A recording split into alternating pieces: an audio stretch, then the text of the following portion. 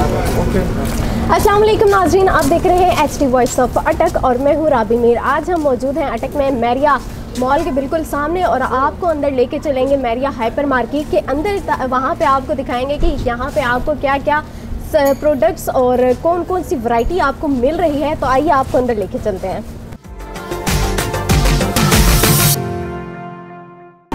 अस्सलाम वालेकुम नाज़रीन, दिस इज़ मी आरजे राबी मीर और आप देख रहे हैं HD वॉइस ऑफ अटक।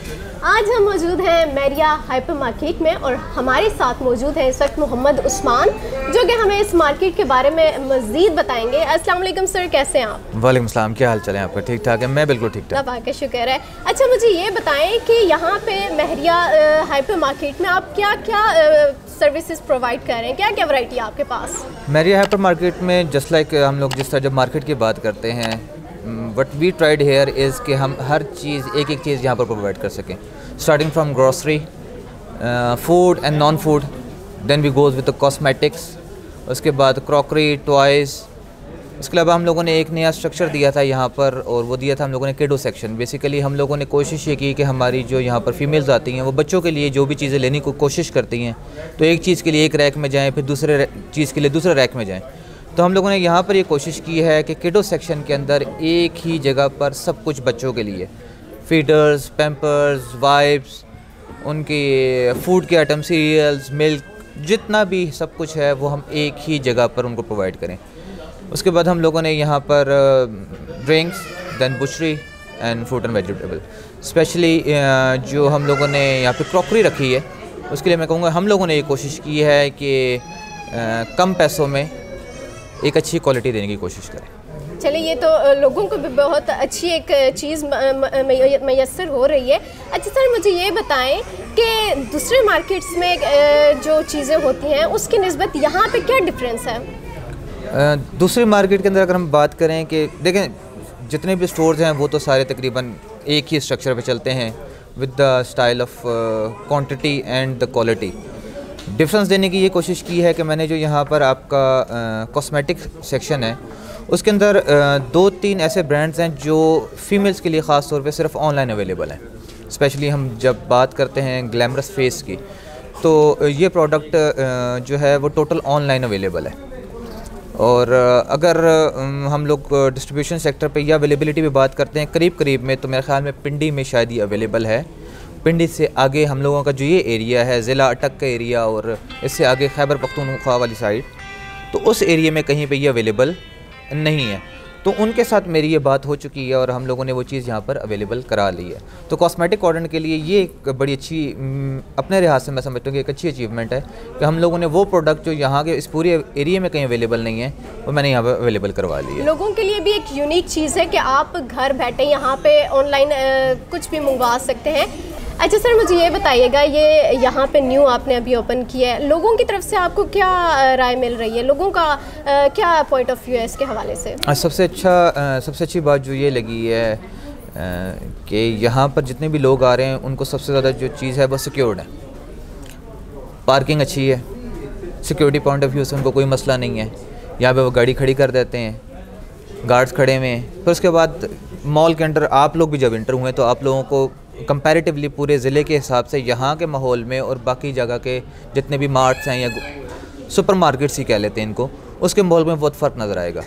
फिर मैं यहाँ पे इंटीरियर की जो कोशिश की है कि लोगों को एक एनवायरनमेंट के साथ एक इंटीरियर भी अच्छा लगे, तो इंटीरियर, डेकोर और उसके अलावा जहाँ पे जितने भी लोग आ रहे हैं उनको ऐसे इन्वायरमेंट देने की कोशिश की है कि दे फील सेफ़।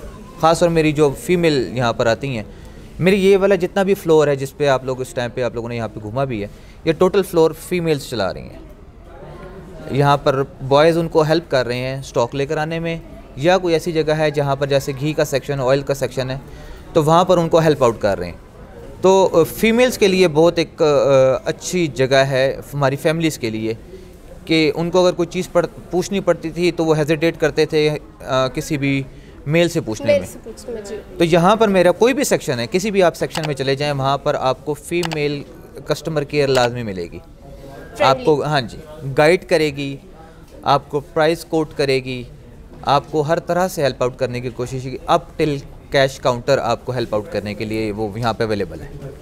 सही हो गया। सर ये बताइएगा कि उधर जो दूसरे मार्केट्स हैं वहाँ पे और यहाँ पे रेट का क्या मामला है, यहाँ पे चीज़ें किस लिहाज से हैं?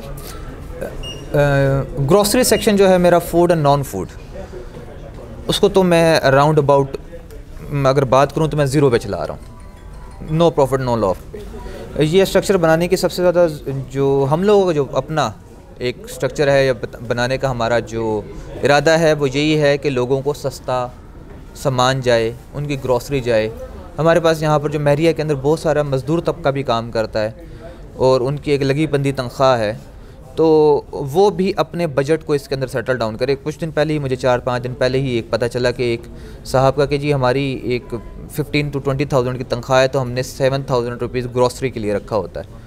तो हम लोग सेल करते होते थे या परचेज़ करते होते थे तो उस अमाउंट के अंदर ही करते होते थे। दिस टाइम हम लोगों ने 7,000 से बजट हमारा ऑटोमेटिकली 6,400 पे आ गया। यहाँ पर उन्होंने परचेज़ की, तो मैं ये समझता हूँ कि मेरी प्राइस के मामले में बहुत बड़ी अचीवमेंट है कि मैं लोगों को एक सस्ती प्राइस के ऊपर, कम प्राइस के ऊपर सेम क्वालिटी, सर्फ एक्सल तो वही है जी, सर्फ भी वही है, तो मैं उसमें से मार्जिन नहीं रख रहा। द डिफरेंस एक अच्छी क्वालिटी के साथ आप रेट भी अच्छा रेट में अच्छा दे रहा हूँ। बेसिकली मकसद मेरा ये है आप लोगों को समझाना। सही।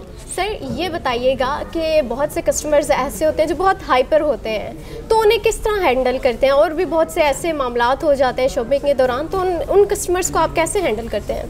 पहली बात तो ये हम यहाँ पर कोशिश ऐसा करते हैं कि कोई हाइपर ना हो, ऐसी ना चीज़ दें और ना कुछ ऐसा करें। लेकिन ऑब्वियस ही बात है, कस्टमर्स हैं, कहीं ना कहीं इंसान हैं, हम भी यहाँ पर भी काम करने वाले जितने भी लोग हैं और जो यहाँ पर काम करने वाली फ़ीमेल बेटियाँ हैं वो भी इंसान ही हैं, तो इंसान गलती कर जाता होता है।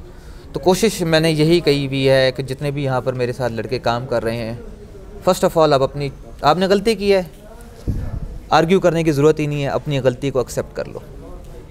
जब आप गलती एक्सेप्ट कर लेते हैं, कस्टमर समझ जाता है कि इसने मेरे साथ आर्ग्यू नहीं किया हुआ, वो नीचे आ जाता खुद ब खुद ही। तो हम कोशिश यही करते हैं उसको किसी तरह भी आर्ग्यू ना करें, उसकी बात को समझें, उसको सुने और उसकी जो भी तकलीफ़ है वो कोशिश करें विद इन अ मिनट उसको ख़त्म करने की कोशिश करें। सही हो गया। और इसी तरह होता है कि कस्टमर्स एक जगह से जाते हैं तो दूसरी दफ़ा भी वहीं पे आते हैं कि नहीं यहाँ पे हमें एक चीज़ भी अच्छी मिली, रेट भी अच्छा है, दूसरा यहाँ पे हमें स्टाफ से भी अच्छा बिहेव मिला। सर ये बताइएगा कि आपके पास यहाँ पे मेल भी हैं और फीमेल स्टाफ भी है, तो स्पेशली फ़ीमेल स्टाफ के साथ आप कितना कंप्रोमाइज़ कर रहे हैं? असल में आप भी ज़ाहिर बात है मार्केट में चीज़ों को देखती हैं तो आपको भी पता है कि फ़ीमेल स्टाफ जो है वो ख़ास तौर पे हमारा जो इस तरह का स्ट्रक्चर है, तो फ़ीमेल का घर से निकलना बहुत मुश्किल काम है और स्पेशली किसी जॉब के लिए निकलना बाहर, तो इसका मतलब है वो घर में किसी मजबूरी से निकली है। 90% ऑफ फीमेल्स इन अटक वो मजबूरी से निकल रही है, शौक़ से नहीं निकल रही।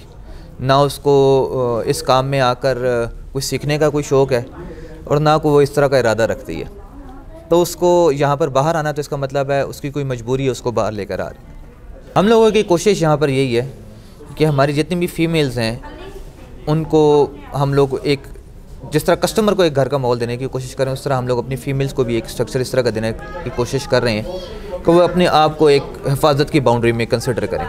हम उनको पिक एंड ड्रॉप दे रहे हैं, जो मेरा नहीं ख्याल कि इस टाइम पे शायद ही अटक में भी, मैं इस्लामाबाद लाहौर में भी रह कर आया हूँ, तो मुझे नहीं याद पड़ता कि कुछ बड़े स्टोर्स एक कद्दे के अलावा कोई पिक एंड ड्रॉप फीमेल्स को दे रहा हूँ। उसके अलावा यहाँ पर हम 2 टाइम का उनको खाना और उनका मतलब जितना भी फूड का हमारा, ये पे के अलावा है जी, ये पे के अलावा सब कुछ फूड एक्सपेंस जितना भी है, चाहे वो in the form of T है और in the form of food है, वो भी हम उनको प्रोवाइड करें। तो हम लोगों की कोशिश है कि हम उनके साथ जितना चल सकें, जितना उनका एहसास कर सकें, जितना उनका ख्याल कर सकें, वो करते हैं। सुबह के टाइम पे भी पिक कर रहे हैं हम उनको, शाम के टाइम पे भी ड्रॉप कर रहे हैं। वो चाहे जिधर से भी आ रही है, चाहे वो गोंदल से आ रही है, चाहे वो शकरदरा से आ रही है, चाहे वो बरियार से आ रही है, हमारी कोशिश है कि उनको ड्रॉप करने की फैसिलिटी दें या इतना उनके लिए कर सकें, बाद में अगर हमें कोई ज़्यादा दूर भी जाना पड़े तो हम उसको फैसिलिटेट करें in the form of material, in the form of finance. अच्छा, ये भी बहुत एक बड़ी बात है कि आप अटक में रह के अपने फ़ीमेल स्टाफ को इतनी चीज़ें प्रोवाइड कर रहे हैं। हम लोगों ने तो ये कोशिश की है और अल्लाह करे हम अपने इरादों में और अपनी इस चीज़ों को और ग्रो कर सकें, क्या हम उनको और भी कुछ फैसिलिटेट कर सकें, अगर हमें कुछ चीज़ें नज़र आएँ जो उनके लिए कर सकें। कि जैसे अगर हमारे साथ कुछ इस तरह हैं फ़ीमेल्स जिनके बच्चे छोटे हैं, तो वी आर प्लानिंग कि अगर उनके साथ इस तरह का है तो हम उनको कुछ एजुकेशन के मामले में कुछ भी प्रोवाइड कर सकें फ्रॉम और साइड, तो we are planning about that also. चलें जी, अल्लाह पाक आपको और कामयाब करे। सर ये बताइएगा कि और भी मार्ट्स हैं अटक में, लेकिन इस मार्ट में क्या ऐसी बात है जो इसे औरों से अलग करती है? एक तो मैंने आपको बताया कि एक मैंने कॉस्मेटिक की प्रोडक्ट यहाँ पर अवेलेबल करा दी है, तो वो प्रोडक्ट मुझे अटक के मार्ट से और इन चीज़ों से तो अलग कर सकती है।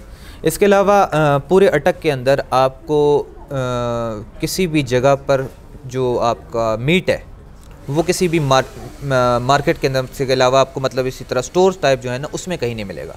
बाहर किसी ने कोई शॉप लगा ली हो वो अलग बात है, लेकिन क्वालिटी मेंटेन करने के लिए, क्योंकि ये मेरा अपना स्ट्रक्चर है, तो जब आप अपनी जगह पर होकर काम करते हैं तो आप हर जगह की क्वालिटी को और प्राइस को कंट्रोल करने की कोशिश करते हैं। तो जब मेरा मीट का और फ्रूट एंड वेजिटेबल का अपना स्ट्रक्चर होगा तो मैं कोशिश करूँगा कि उसकी प्राइस भी कम से कम रखूँ और उसकी क्वालिटी भी हाई से हाई रखूँ। तो इस टाइम पे अगर मार्केट में बात की जाए तो इस टाइम पे मटन 1350 1350 में सेल आउट हो रहा है, मेरा यहाँ पर 1295 में सेल आउट हो रहा है।